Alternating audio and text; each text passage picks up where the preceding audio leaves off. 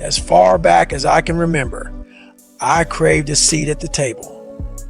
Even when I was a punk-ass teenager, I knew that one day I wanted to sit at that mythical table among the greats in my field.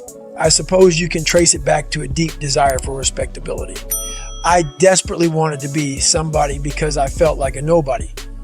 That's why I was drawn towards special ops at such a young age. And when I realized I was flunking out of school, it's why I was so motivated to change. I knew that I would never arrive at that table unless I took myself and my life more seriously. And yet, as much as I wanted to be among the greats, the decision makers, the anointed ones, I spent years waiting for a formal invitation. I don't know how many times I visualized receiving that embossed golden ticket to the dinner I dreamed of, where steak and lobster tail would be served by those who admired and wanted to be near us. But I expected to have to prove something first.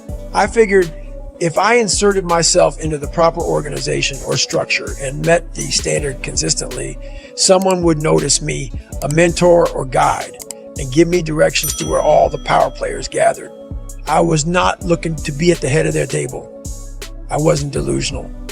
I just wanted a seat. In the meantime, I became one of the waiters who served the elite. Before long, some of my peers, who in my mind weren't as qualified as I was, were seated at the table too. I sucked it up and served them, still hoping that one day I'd be tapped on the shoulder and someone would pull out a chair for me. I wanted so badly to be anointed and validated by my superiors. I wanted to be told, "You have finally arrived, David Goggins. You are now recognized to be one of the best." Trouble is, that formal invitation rarely arrives. And for me, it never did. But while I waited, I observed my so-called superiors at close range. I watched them work, studied how they presented themselves, and realized that most of them were fairly common motherfuckers. And I wanted to be uncommon, because it is the uncommon story, the uncommon leader that inspires others to seek more of themselves, work harder, and rise to the occasion. It's no secret that the vast majority of people prefer to be led because it's easier to follow someone else than to break your own trail. Yet all too often we are led by bosses, teachers, coaches, and powerful officials who wear the rank and title and deploy optimistic speeches, management lingo, and strategies they learned in some university or seminar from their colleagues at that table in the executive suite, but do not inspire us. Perhaps it's because they talk way too much and do far too little. Maybe it's because their own lives are out of control.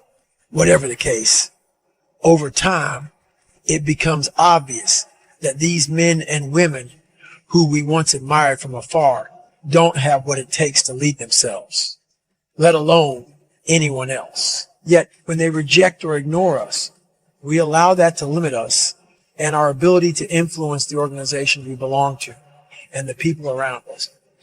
It doesn't have to be that way. Too many people mistake leadership for what happens at the top, in the spotlight, around that mythical table, when some of the most powerful leaders are hard at work in the shadows. They know that opportunities to make a difference in the lives of their neighbors, family, co-workers, and friends are ever present. They wield massive influence without having to say much, if anything at all. And the first step in becoming one of these unsung heroes is learning how to become a self-leader. What are you giving? Many people will leave the universe without a trace. No one will know they were here. And in fact, under their name, we could put under there, not used up. Will anybody know that you came this way? What contribution are you giving? What will you leave? What will be different because you came this way? Someone once said that life is our gift to us that God has given us, and how we live our lives is our gift to God. What kind of gift are you formulating? Is this a gift that you like to take back and do something else before you turn it in? There are those of you, you're still immature. When your excitement is up, your effort is up. But when your excitement goes down, your effort goes down.